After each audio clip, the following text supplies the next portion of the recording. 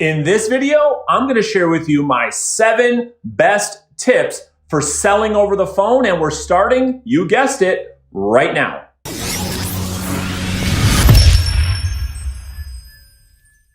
Hey guys, welcome back to my channel. If you're new here and you're in real estate or you're in a sales business and you want to grow your business, start now by subscribing to my channel, hitting the notification bell so you never miss one of my training videos. So today we're talking all about tips, strategies, and tactics for you to get better results selling over the phone. And at the end of this video, head down to the comment section. I'll be hanging out for about an hour to answer all of your questions. And on your way, make sure you check the description to download my free script book. Starting with number 1, mirror and match the prospect. You see, there are 3 things that you need to focus on when selling over the phone. Number 1 is tone, right? So you want to match the prospect's tonality, okay? So if they're talking loud like this, you want to talk loud like this. If they're more soft-spoken like this, you want to match the prospect. Number 2, you want to mirror and match their pace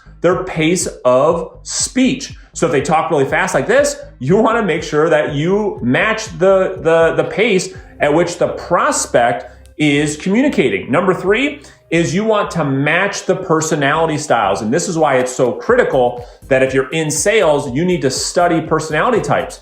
If you're talking to an analytical personality, you need to make sure that you spend a lot of time on the numbers and the facts. Number 2 is something that I call ARPing. ARPing stands for acknowledge, respond, and pivot to another question immediately. You see, one of the biggest things that salespeople who sell over the telephone struggle with is a prospect they'll just ask them a simple question.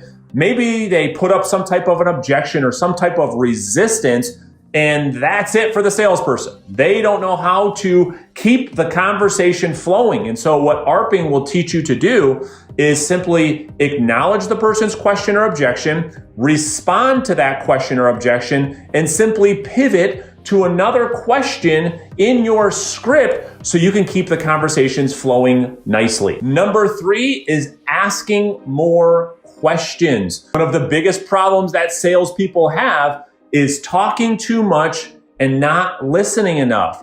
Well, in order to listen, what do you have to do? Come on, you guessed it. You got to ask questions. So you got to ask open style questions to get the prospect to talk so you can learn more about how you can serve them, not sell them, because as you know, I teach you something called reverse selling, how to serve the prospect. So the only way you know how to serve them, how to make an accurate diagnosis, how to properly recommend the right solution, you have to ask more questions. Number 4 is shut up and listen when you ask a question. So if you get good at asking questions, the next thing you need to get good at is shutting your mouth, because God gave us 1 mouth and 2 ears. And so we've got to listen more. And the power of silence, ladies and gentlemen, I will tell you, it might be the number 1 skill set you can have as a great salesperson is your ability to be quiet.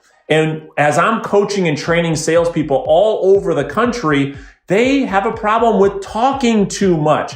And so you have to get very comfortable with that uncomfortable silence over the phone to get better results. When you ask a prospect a question, especially a tough question, and they don't answer for a minute, don't add anything. Just listen.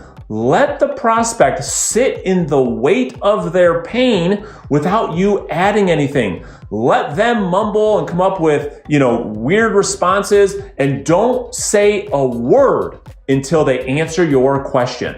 Number 5 is using assumptive language.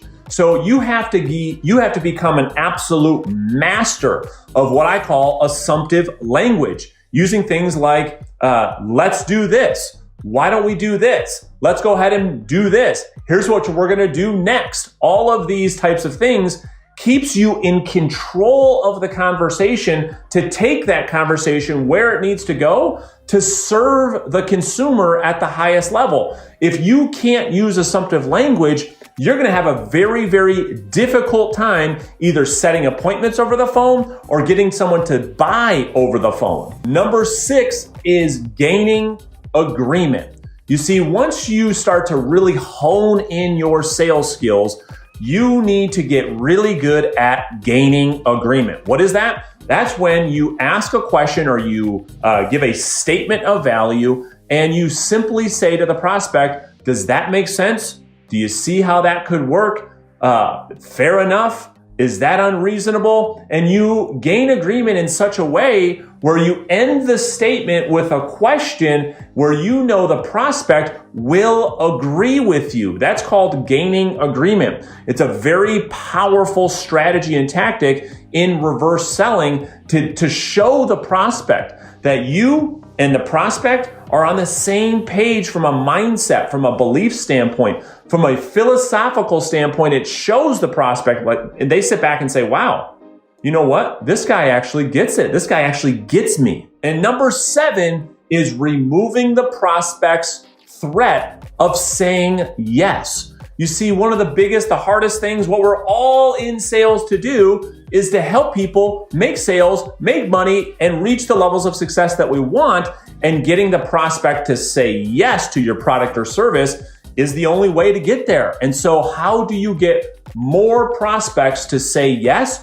You have to remove the threat. How do you do that? You need to have a strong value proposition. What does that mean? That means that you remove the risk and the threat when the prospect commits to do business with you. So you need to come up with things inside your sales business that removes that threat. That could be offering some type of guarantee. That could be offering some type of flexible compensation structure based on how you perform for the prospect. There's all kinds of different ways and different things that you can come up with that are very tangible to get the prospect to say yes without having to worry. You see, the reason why a lot of people have to think it over, have to talk to their spouse, give you some type of smokescreen, some type of objection, is they don't know if they trust you. They don't know if what you're saying is true. They don't know if what you're saying is going to help them. And so you need to create a concrete